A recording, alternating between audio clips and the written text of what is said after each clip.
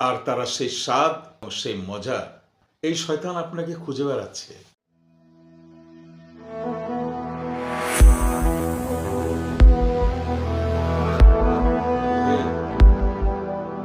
তোমরা যারা ঈমান এনেছো,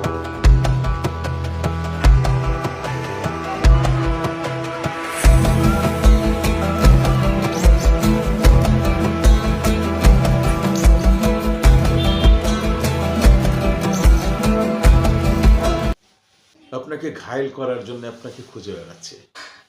যেই আপনি সবর করতে ব্যর্থ হলেন, যেই আপনি ধৈর্য ধারণে ব্যর্থ হলেন, যেই আপনি সংযম পালনে অনীহা, তখনই সে আপনাকে ঘায়েল করে ফেলবে।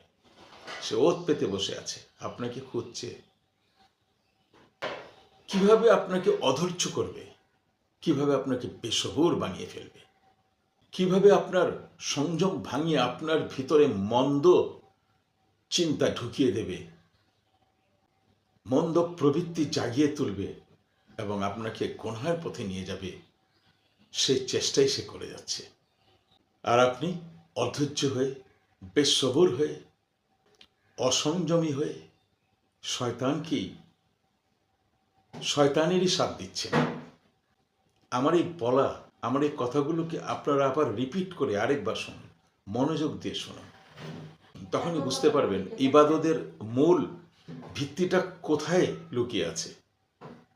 ইবাদতের মূল ভিত্তিটা কোথায় লুকিয়ে আছে, আপনি কোন ইবাদতের পথে চলছেন, আর আসল ইবাদত কোনটা, ইবাদতের মূল ভিত্তিটা কি, কোথায় লুকিয়ে আছে। মহান আল্লাহ নিজেই বলেছেন, অথচ আমরা অন্যদিকে মুভ করছি। মন্দ প্রবৃত্তি, মন্দ চিন্তা ভাবনা, মন্দ আত্মা, শয়তান কখনোই মহান আল্লাহর আদেশ পালন পছন্দ করে না। মন্দ প্রবৃত্তি কখনোই মহান আল্লাহর আদেশ পালন পছন্দ করে না।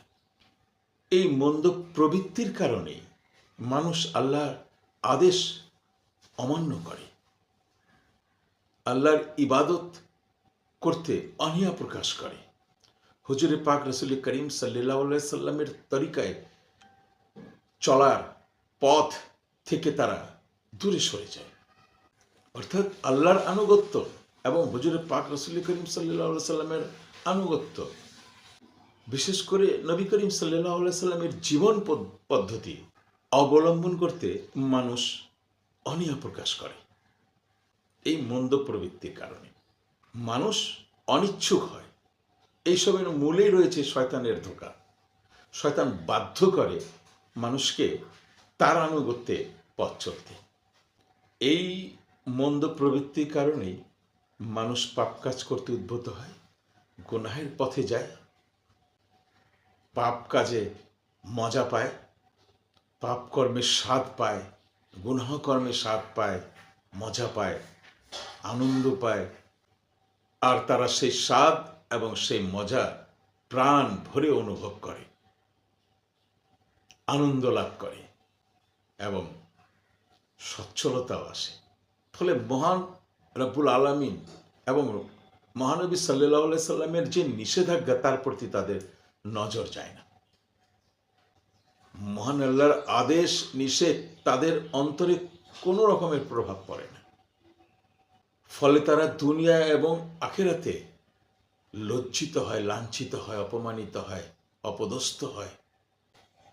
কাজেই মন্দ প্রবৃত্তিকে বশীভূত করতে হবে, গুনাহের কাজ থেকে নিজেদেরকে সরিয়ে নিতে হবে।